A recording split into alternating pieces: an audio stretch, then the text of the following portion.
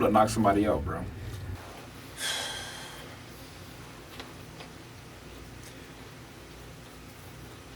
I can't say anything other than great, bro. To be real,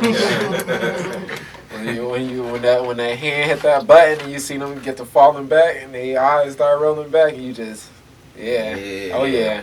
It's a different sense of power, right? Oh yeah, definitely.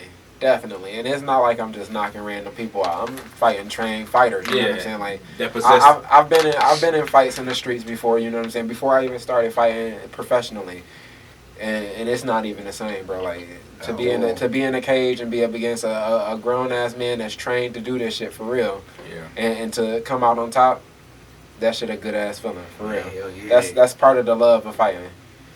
I know that shit feel like heaven though. Oh yeah. Here's the thing. It's edible. It's great. It's edible. It's great. Man, real talk. All right, so what do you think is your best knockout to date?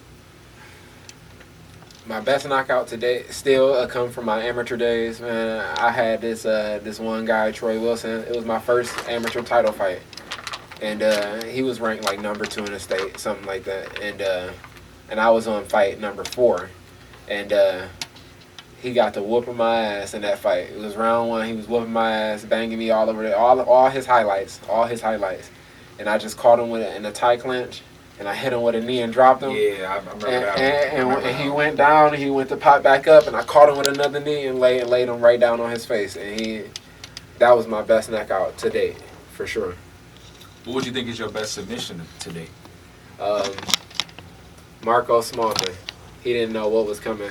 It was an actual submission that I developed on my own.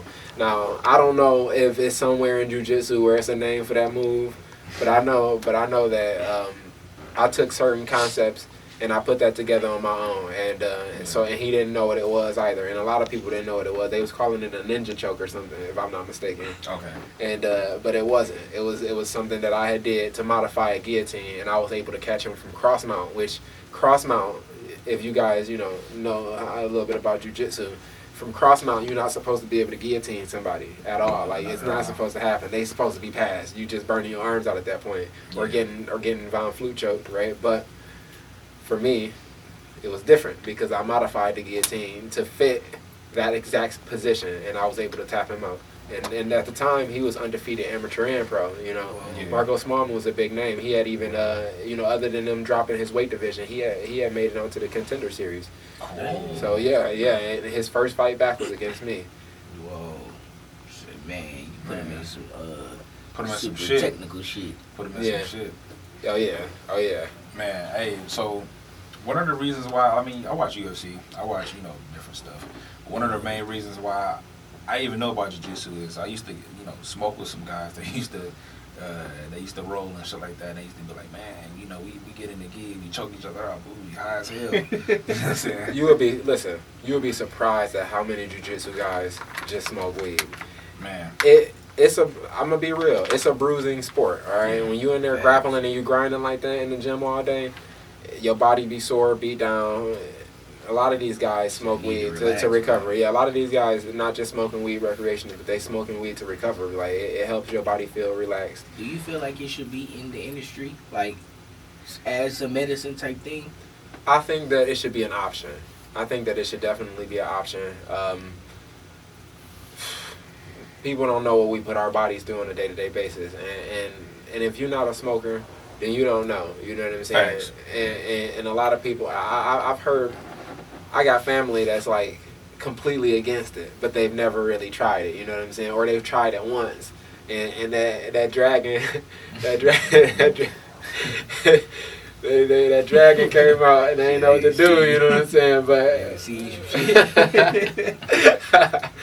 But for real, like facts, bro. Like if you don't know, then you don't know, but a lot of people who do jiu-jitsu or wrestling, that grapples just in the gym for training purposes, smoke. But I'm saying, like, I look at it like that could be a form of aspirin type shit, man. Because at the end of the day, you let people take pills and shit like that to recover A whole off bunch of other chemicals, shit. yeah. And this is natural, and this is from the earth. And like, why we can't just smoke and recover our bodies that way? Our bodies feeling right. You feeling like. But they also say like if you high and junking during the fight type stuff too. So I understand that little portion. I honestly think it'll make you more focused, depending on the type of person you are.